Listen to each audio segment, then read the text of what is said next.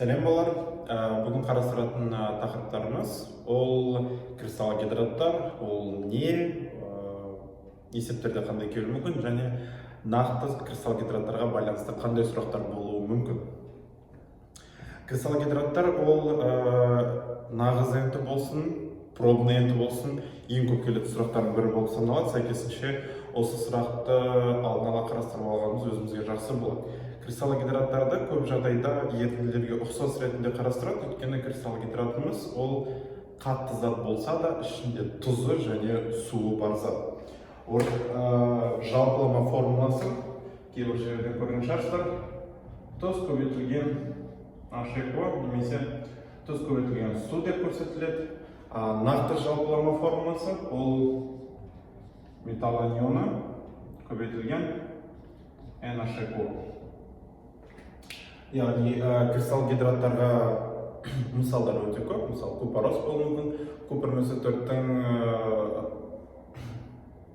қателеспесем пентагидраты немесе ағылшын тұзы болуы мүмкін. Ол магний сульфатының гептагидраты и ары қарай мысалдар келтіре берсе болады. Негізгі ортақ заты ол бізде тұз және бірнеше су молекуласымен көбейтілген. Бұл кристалл гидраттармен есептер қалай шығарылады? Кристалл гидраттарға қатысты есепті шығармастан бұрын бізге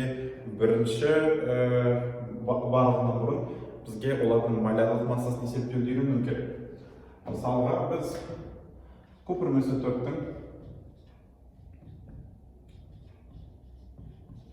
молярлық массасын есептеп көрейік.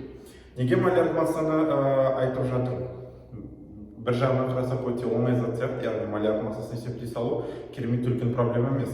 Бірақ та есептеуде как раз осы молярлық массамен барлық есептерді шығаруға болады. Именно осы кристалл гидраттарға байланысты бір 5-6 шақты есебіміз бар, түрлі есептер. И вот сол барлық есептерді біз именно олардың молярлық массаларын постоянно қолданамыз. Сол үшін бірінші очередь бізге олардың молярлық массаларын түсіну керек, қалай есептейтін. Көп оқушылардың шатастыратын жері ол мынау көбейтуде. Барлық формулаларда ортасында осы көбейту тұрады. Яғни белгілі бір тұз көбейту, белгілі бір H2O, 10 H2O, 7 H2O и так далее кете береді. Молярлық массасы анықтаған кезде олар мынау купр мс 4-тің молярлық массасы анықтап болады. H2O молярлық массасы анықтап болады және кейін ол екі масса бір-бірімен неліктен екенін білмеймін көбейтіп жібереді. Бірақ та математика болсын, физика болсын, немесе кәдімгі өмірден болсын біз білеміз, екі түрлі заттың массаларын бір-біріне көбейту ол ақымақтық. Яғни екі заттың массасын бір-біріне ешқашанда көбейтпейміз, біз максимум қоса аламыз. Әрине масса анықтау кезінде біз көбейтуді қолдануымызға болады, ол бірақ та өте сирек жағдайларда, мысалға мына купр мс 4 молекуласының ішінде 4 оттек атомы бар, 4 рет 16-ның қосылуының орнына 16 көбейту 4 деген сияқты қолданамыз. Басқа жерде екі массаны көбейту деген болмайды, сәйкесінше мұнда тоже көбейту емес. Бұл жерде көбейту ол химиялық белгілеме, ол жерде көбейту бізде мына су молекулалары және купр мс 4-тің молекулалары бір-біріне қатынасы нақты және өзгермейді дегенді білдіреді. Яғни бір молекула купр мс 4-ке 10 молекула H2O келеді дегенді білдіреді. Яғни тұрақтылық жағынан қарастырған болса. Молярлық массаны сіздерге беретін кеңесім бар. Молярлық массаны 3 рет есептеу керек. Әрине, бір молярлық массаны 3 рет есептемейміз. Біз 3 рет есептейміз, ол біріншісі тұз бөлігіне, яғни біздің жағдайда молярлық масса купр мс 4. Екінші су бөлігіне, яғни 10 H2O-ға. Үшіншісі кристалл гидратқа. Молярлық массаны 3 рет есептеуіміз керекпіз. Өйткені есептерде как раз біз осы 3 молярлық масса арқылы шығарып отырамыз. Мысалға бірінші купр мс 4 молярлық массасы есептейтін болса, купр 34, күкірт 32, оттек 16, бірақ төгіштік ол 64 береді, яғни барлық қосатын болса, қателеспесем 160 шығады. Келесі су молекуласының бір молекуласы 18, яғни 16 сутек 1, 2 сутек 2, жалпы 18 береді. 10 су молекуласы сәйкесінше 180 болады. Жалпы кристалл гидраттың молярлық массасы сол кезде 340 болады. үш молярлық массаны анықтадық. Біз ылғи осылай есептейсіздер, яғни тұздың молярлық массасын жеке анықтап аласыздар, жазып қоямыз обязательно. Судың молярлық массасын жеке анықтап аламыз, оны да жеке жазып қоямыз. Ескеріңіздер, судың молярлық массасын анықтаған формулада көбейту 10 ашық көріп тұр, сәйкесінше мен судың молярлық массасын білемін 18, 18-ді 10-ға көбейттім. Егер де басқа тұз болатын болса, мысалы ағылшын тұзы магнез төрт көбейтілген 7 ашық, онда біз 18-ді 7-ге көбейтуіміз керек болады. Және соңында сәйкесінше кристалл гидраттың массасы ол бізде 340 грамм. Грамм моль, сәйкесінше 1 мольға. Осылай біз молярлық массасын анықтап, есепті ары қарай шығара берсек болады. Қазір көрсетеміз қандай есептер келуі мүмкін екен. Біріншіден, НТ-дағы ең көп келетін кристалл гидраттарға байланысты ең көп келетін есептер ол кристалл гидраттар мен ерітінді дайындау процестері. Яғни кристалл гидрат сырттан қараған кезде кәдімгі тұздан керемет көп айырмашылығы жоқ, кәдімгі тұзға ұқсайды. Сәйкесінше олардың ішінде көбісі суда ериді. И суда еріткен кезімізде мына кристалл гидраттың құрамындағы суымыз біз ерітуге қолданып жатқан суымызбен араласып кетеді. Яғни еріту процесс кезінде біз не қолданамыз? Еріту процесс кезінде бізде мысалға айтарлық белгілі бір тұз бар және стакан таза шайпол бар. Біз осы тұзды алып суға ерітеміз, сәйкесінше біз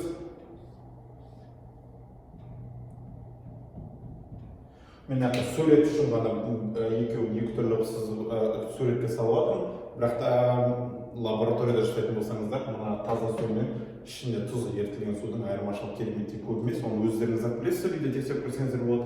Кәдімгі бір стакан суға бір қасық тұзды ерітсеңіздер, цветі керемет өзгермейді. Дәмі ғана өзгереді. Дәммен біліп алсаңдар бұл тұз бар ма екен. Бірақ та химиялық лабораторияда ондайды жасаушы болмаңыздар, өйткені қауіпсіздік ережесі бойынша ең негізгі ережелердің бірі ол ерітіндіні ешқашан да дәмге көруге болмайды. Так, сәйкесінше бізде ол тұз бар, біз тұзды осы суға ерітеміз, сәйкесінше ерітінді аламыз. Ал енді мынау кішкене айырмашылық болсын деп, еще астына жазып қояйын, кристалл гидрат болсын. Тоже бір ерітіндіні аламыз, еріткішті аламыз су ретінде. И осы суға салатын болсақ, біз ерітіндіні аламыз, ішінде тұзы еріген тұздары бар. Бірақ та бір айырмашылығы бар, бізде кристалл гидратымызда тұз сыртқы келбеттері бірдей болғанымен де кристалл гидраттың ішінде уже бізде су бар. Тұздың ішінде сәйкесінше су жоқ. Мысалы үйдегі бізде аз тұзды натрий хлорид, оның ішінде су болмайды. Мына жақтағы кристалл гидраттың құрамына кіретін су еріткіш сумен араластырған кезде біз ерітінді аламыз да, осы жердегі құрамына кіретін су мен мына еріткіш ретінде қолданылатын су екеуі араласып бір-бірінен шыққанда айырмашылығы болмай қалады. Сәйкесінше бастапқыға қарағанда сізде соңында суыңыз кішкене көбірек болады. Екіншісі, мысалға сіз егер де 50 грамм қарапайым тұз салатын болсаңыз, 50 грамм кристалл гидрат тұз салатын болсаңыз, мына үшінші жағдайда, яғни мына стакандардың құрамында тұздардың мөлшері бірдей болмайды. Яғни мына 50 грамм саламыз суға, потом ерітінді аламыз. Мынаның ішінде шынымен де 50 грамм тұз болады, онымен проблема жоқ. Кристалл гидратты алатын болсақ, біз 50 грамм кристалл гидратты таразыға өлшеп алатын болсақ, оның вроде бы массасы 50 грамм, бірақ та ескеруіміз керек, соның ішінде қайталап айтам тұз және су бар. Яғни 50 граммның белгілі бір мөлшері тұз, белгілі бір мөлшері су. Значит, ерітіндіде тұз күйінде 50 грамм содан әлдеқайда аз массасы болды. Сәйкесінше осы үшін бізде есептер кішкене қиындауы мүмкін. И давайте біз проблеманы түсінген болсақ, сонда есептер біреуін шығарып көрейік.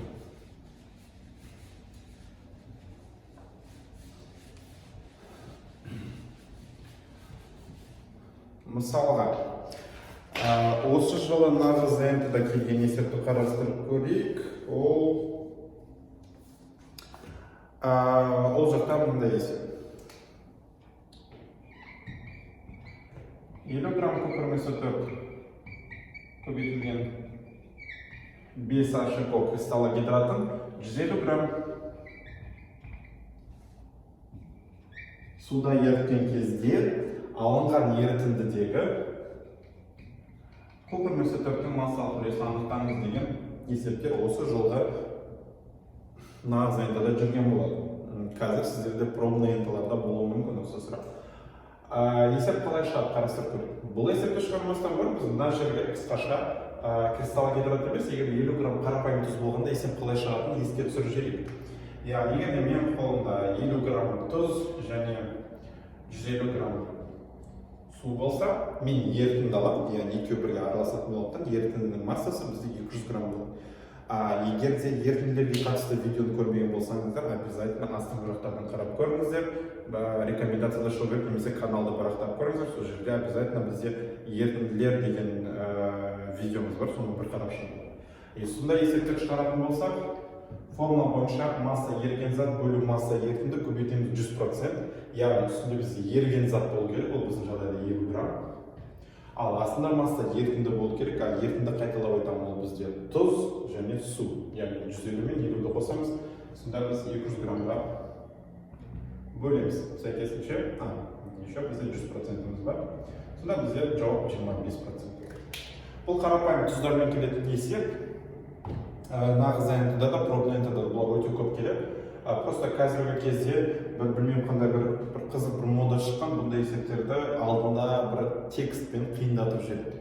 Оны өздеріңізден байқаған шығарсыздар, есептерде болады, яғни айтады, белгілі бір ауру бар, сол аурудан құтылу мақсатында аргентин мен үштің ерітіндісі дайындалады, осындай ерітіндіде осынша грамм тұз бен осынша грамм суды араластырған кезде там ерітінді пайда болады, осы жақта процент анықталды деген сөз.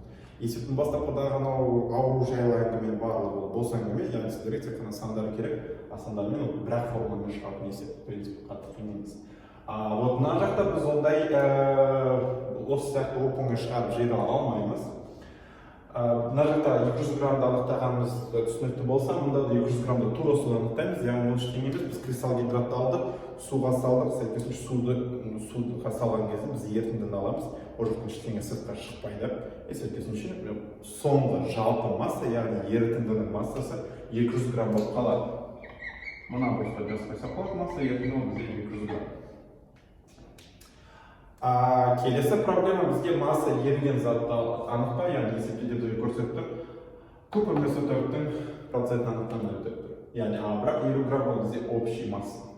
Сәйкесінше біз 50 граммның ішінде қаншасы купер-месотер, қанша массасы ашық екенін анықтап алуымыз керек алдымен. Оны анықтау өте оңай. Бағана басында айтып кеткен малярлық массаны еске түсіреміз.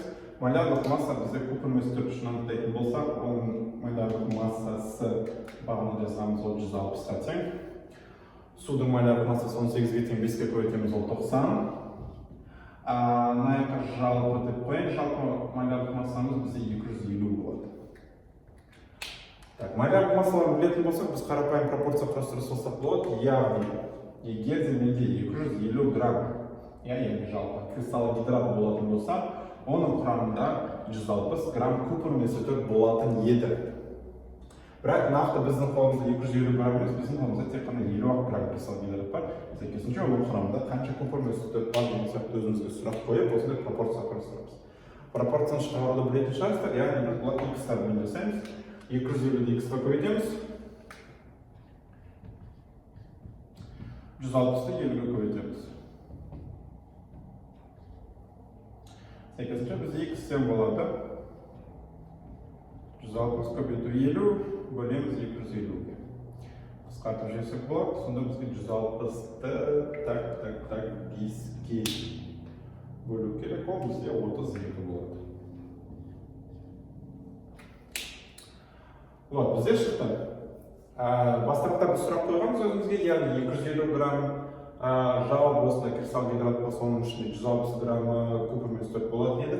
Ал егер де 50 грамм кристалл гидрат болса, қанша купер-месотер болатын еді деп сұрақ қойдық та, біз анықтадық, оказывается 32 граммы ол купер-месотер екен. Сәйкесінше жалпы граммы 50 грамм екенін ескеретін болсақ, онда қалған массасы, яғни 18 граммы ол су деген сөз.